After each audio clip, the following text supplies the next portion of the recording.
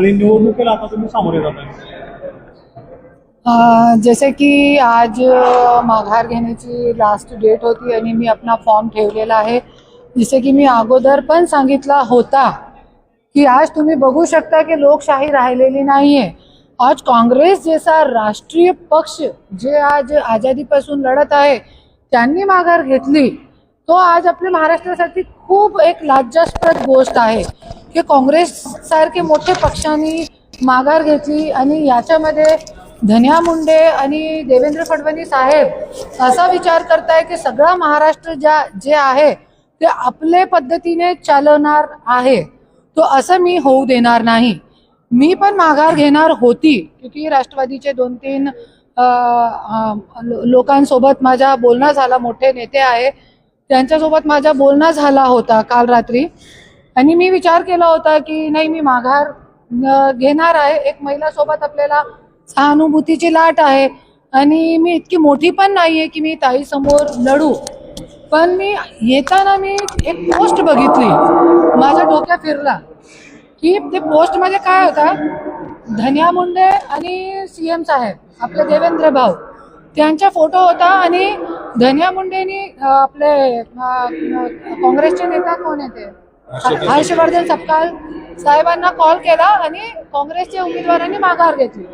तो मी विचार केला, अरे कोणीतरी मर्द असला पाहिजे ना, कोणीतरी असा मर्द असला पाहिजे या महाराष्ट्रामध्ये जे कोणीतरी आपले जे महापुरुष झालेले आहे त्यांच्यासाठी लढलं पाहिजे. आणि दुसरी एक माझी मागणी होती की मी माघार जरी घेण्यासाठी माझी एक मागणी होती तर माझी पूर्ण नाही झाली.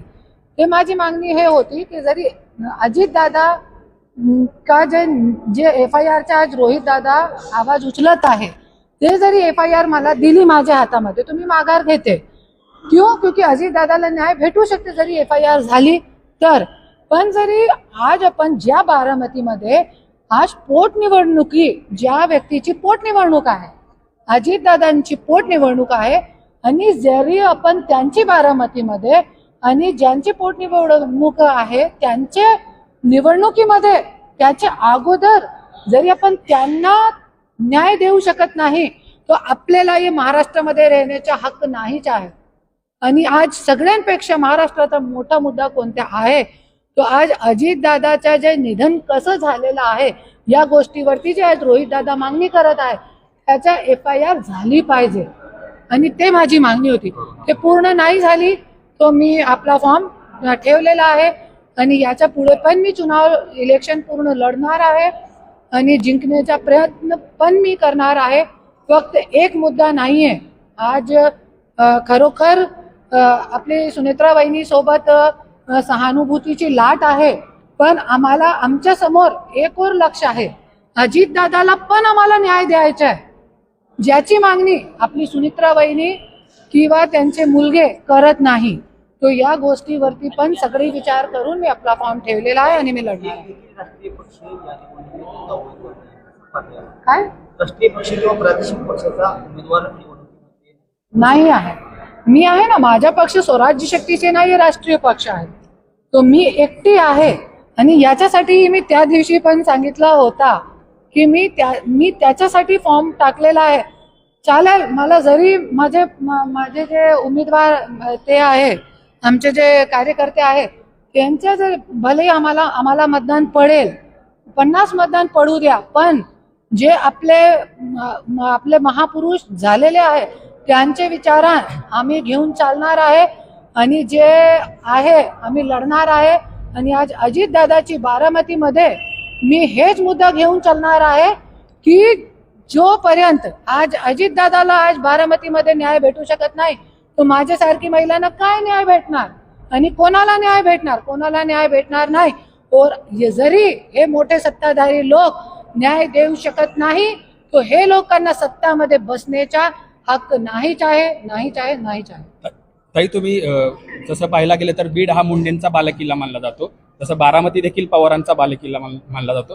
तर मुंडे पहिल्यांदा बारामतीमध्ये येऊन पवारांना आव्हान देतात, कसं निवडणुकीला सामोरे जाणार आहात?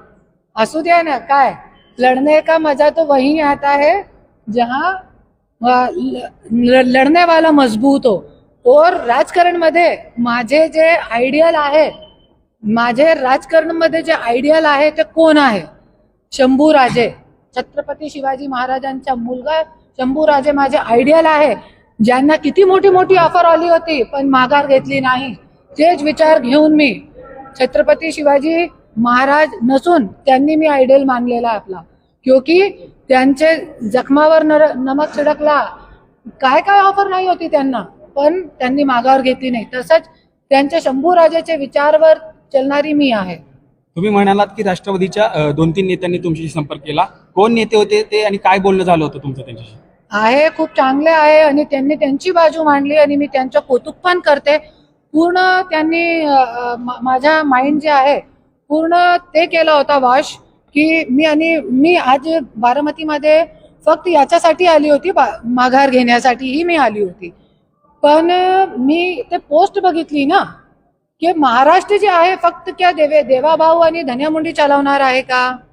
फक्त ते ते पोस्ट आहे ना की धन्या मुंडेनी आपले आपले नेता कोण आहे?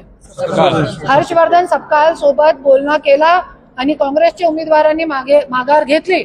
तो एक लक्षात ठेवा, महाराष्ट्राची जनताला मी एकच बोलते, हे मोठे मोठे राजकारणी लोक आज काँग्रेस सारखा पक्ष विकू शकता, पण करुणा मुंडेला खरेदी करण्याची कोणीचीही लायकी नाहीये. धनंजय मुंडेंनी तुमच्याशी संपर्क साधण्याचा प्रयत्न केला का? संपर्क त्यांनी केला होता, त्यांच्या आव्हानातून तो मी इकडे आलेली आहे ना लढण्यासाठी, नाही तर मी आली पण नाही होती. क्योंकि त्यांनी मला मी त्या दिवशी सांगितलं की धन्या मुंडेंनी मला आवाहन केला होता, अरे तुझी काय लायकी नाहीये, तू काय करणार, तू जरी उभे राहिली तू तिकडे फॉर्म टाक, काय करायचंय तुला कर तू, आणि मी बघतोय तू कसं जिंकते. अरे चालेल, मी तो हारली तरी पण मी जिंकले सारखीही असणार आहे. क्योंकि मी एक रणरागिणी आणि मी लढते आणि मी वाईट गोष्टीसाठी लढते. आणि आता पण मी सांगितलं, जरी दादाची FIR माझ्या हाता लागली होती, आज कालपासून मला हाता लागली होती दादांची FIR, तो मी आज माघार घेतली असते. ठीक आहे.